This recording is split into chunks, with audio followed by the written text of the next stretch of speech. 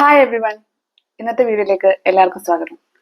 തമിഴില് Vijay T V telecast ചെയ്യുന്ന സിറകടിക്ക ആസൈ എന്ന സീരിയലിലൂടെ ഫേമസ് ആയിട്ടുള്ള ഒരു നടി, ആ നടിയെ കുറിച്ചുള്ള കാര്യമാണ് ഇന്ന് നമ്മൾ ഡിസ്കസ് ചെയ്യുന്നത്. ആ നടിക്ക് ഒരു ബിഗ് ബഡ്ജറ്റ് ഫിലിമിലേക്ക് ഓഫർ വരികയാണ്. അത്യാവശ്യം അറിയാവുന്ന ഫെമിലിയർ ആയിട്ടുള്ള ഒരു പ്രൊഡ്യൂസറും ഡയറക്ടറുമാണ് അവരെ വിളിച്ചത്. അതിനായിട്ട് ഒരു കാസ്റ്റിംഗ് കോൾ ഉണ്ടെന്നും പറയുകയുണ്ടായി. ഒരു വീഡിയോ കോളിനായിട്ട് റെഡി ആവാനായിട്ട് നടിയോട് പറയുകയും ചെയ്തു. നടി അവർ പറഞ്ഞ അനുസരിച്ച് വീഡിയോ കോളിലൂടെ അവർ പറയുന്ന കാര്യങ്ങൾ അഭിനയിച്ച് കാണിക്കാൻ തുടങ്ങി. ഇതൊരു ഇന്റിമേറ്റ് സീനാണ് ഈ ഫിലിമിൽ നിങ്ങൾക്കുള്ളത്. അതിനാൽ ഇന്റിമേറ്റ് ആയിട്ടുള്ള രീതിയിൽ അഭിനയിച്ച് കാണിക്കണമെന്ന് നടിയോട് പറഞ്ഞു. 14 മിനിറ്റ്സ് ആണ് ആ കാസ്റ്റിംഗ് കോള് ഉണ്ടായിരുന്നത്. അതും ഫോണില് വീഡിയോ കോളിലൂടെയാണ് ഈ കാസ്റ്റിംഗ് കോള് അവർ നടത്തിയത്. ഈ 14 മിനിറ്റ്സ് ലെങ്ത് ഉള്ള വീഡിയോ ഫുള്ളായിട്ട് ഇന്റിമേറ്റ് സീൻ മാത്രമാണ് ഈ നടി അഭിനയിച്ച് കാണിച്ചത്. അതും ആ പ്രൊഡ്യൂസറും ഡയറക്ടറും പറഞ്ഞ രീതികളിലെല്ലാം അഭിനയിച്ച് കാണിച്ചു. പിന്നീട് ട്വിറ്ററിലും ഫേസ്ബുക്കിലും എല്ലാം ഭയങ്കര ട്രെൻഡിങ് ആയിട്ട് ഇപ്പോൾ ആ നടിയുടെ ലീക്ഡ് വീഡിയോ ഓടിക്കൊണ്ടിരിക്കുകയാണ്. ആ വീഡിയോ ലീക്ക് ആയതിനു ശേഷമാണ് ആ നടി തന്നെ അറിയുന്നത് ഇങ്ങനെയൊരു സംഭവം നടന്നിട്ടുണ്ടെന്നും താൻ പറ്റിക്കപ്പെട്ടു എന്നും. മലയാള സിനിമയിലും തമിഴ് സിനിമയിലും തെലുങ്ക് സിനിമയിലും എല്ലാം നമ്മൾ കാസ്റ്റിംഗ് കൗച്ചിനെ കുറിച്ച് കേട്ടിട്ടുണ്ട്. കുറെ നടികൾ രംഗത്തും വന്നിട്ടുണ്ടായിരുന്നു. കാസ്റ്റിംഗ് കൗച്ചിൽ അവർക്കുണ്ടായ അനുഭവങ്ങൾ വെളിപ്പെടുത്തിയിട്ടുണ്ട്. അത്യാവശ്യം എക്സ്പീരിയൻസ് ഉള്ള ഈ നടിക്ക് വളരെ നന്നായി തന്നെ അറിയാമായിരുന്നിരിക്കണം എങ്ങനെയാണ് ആൾക്കാരെ ഫിലിമിലേക്കും സീരിയലിലേക്കും എടുക്കുക എന്നുള്ളത്. അങ്ങനെ ഒരു നടിക്ക് ഇങ്ങനെ ഒരു അബദ്ധം പറ്റാൻ ചാൻസ് ഉണ്ടോ? നിങ്ങൾക്ക് എന്ത് തോന്നുന്നു? അവർ അഭിനയിക്കാൻ പറഞ്ഞ രംഗങ്ങൾ എന്ന് പറഞ്ഞാൽ അത് ഒരു എ ഗ്രേഡ് മൂവിയിൽ പോലും വരാൻ പറ്റാത്ത രീതിയിലുള്ള രംഗങ്ങളാണ് ആ 14 മിനിറ്റ് ദൈർഘ്യമുള്ള വീഡിയോയിൽ ഉണ്ടായിട്ടുള്ളത്. അത്രയ്ക്കും പൊട്ടിയായിട്ടുള്ള ഒരു ആക്ട്രസ് ആയിരിക്കും അവര്. അങ്ങനെ ഒരാൾ പറഞ്ഞ ഉടനെ ഇങ്ങനെയെല്ലാം തുറന്നു കാട്ടാനും അഭിനയിക്കാനും അത്ര പൊട്ടിയായിരിക്കും എന്ന് എനിക്ക് തോന്നുന്നില്ല.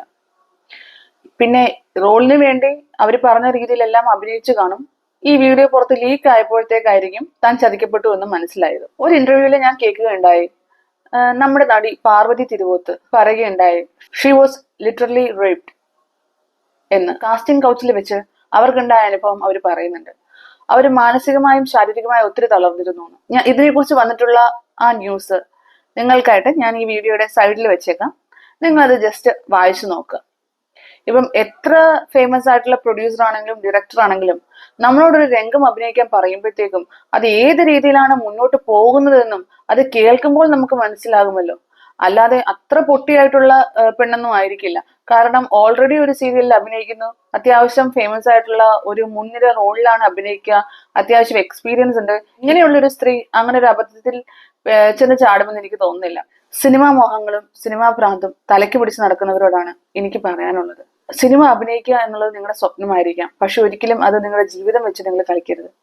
നിങ്ങൾക്ക് താല്പര്യമാണോ, ഇപ്പൊ എ ഗ്രേഡ് ഫിലിം ആണോ, ഏത് ഫിലിം ആണെങ്കിലും നിങ്ങൾക്ക് താല്പര്യമാണെങ്കിൽ നിങ്ങൾ അഭിനയിക്കുക. പിന്നീട് നിങ്ങളെ ചതിച്ചു എന്നുള്ള രീതിയിൽ നിങ്ങൾ രംഗത്ത് വരരുത്. അങ്ങനെയൊക്കെ നിങ്ങൾ ഓരോ ഇപ്പം ക്യാമറയുടെ മുന്നിലാണെങ്കിലും എങ്ങനെയാണെങ്കിലും നിങ്ങൾ അഭിനയിച്ച് കാണിക്കുന്നുണ്ടെങ്കിൽ പിന്നീട് ആ വീഡിയോ ലീക്ക്, ഓൾറെഡി നിങ്ങൾ ഫിലിമിൽ ഇങ്ങനെ ഒരു സീൻ അഭിനയിക്കുന്നു എന്ന് പറഞ്ഞാണ് നിങ്ങളെ കൊണ്ട് അത് ചെയ്യിപ്പിച്ചത്.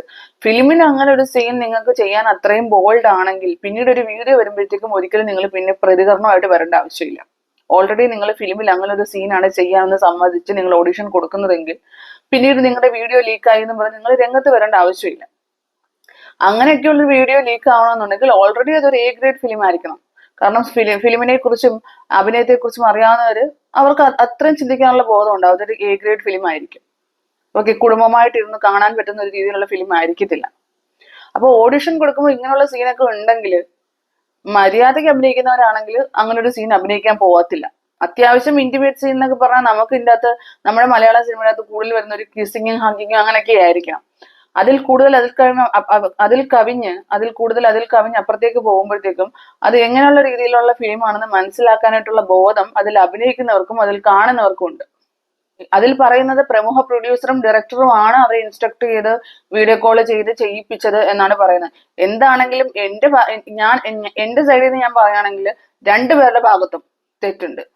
ഇപ്പൊ ഇവരെ മനഃപൂർവ്വം ചതിക്കുമായിരുന്നെങ്കിലും എന്താണെങ്കിലും അങ്ങനെ ഒരിക്കലും അഭിനയിച്ച് കാണിക്കാൻ പാടില്ലായിരുന്നു. ഇങ്ങനെ ഒരു സ്ത്രീയോട് ഒരിക്കലും ചെയ്യാനും പാടില്ലായിരുന്നു. That's all for today. Thank you.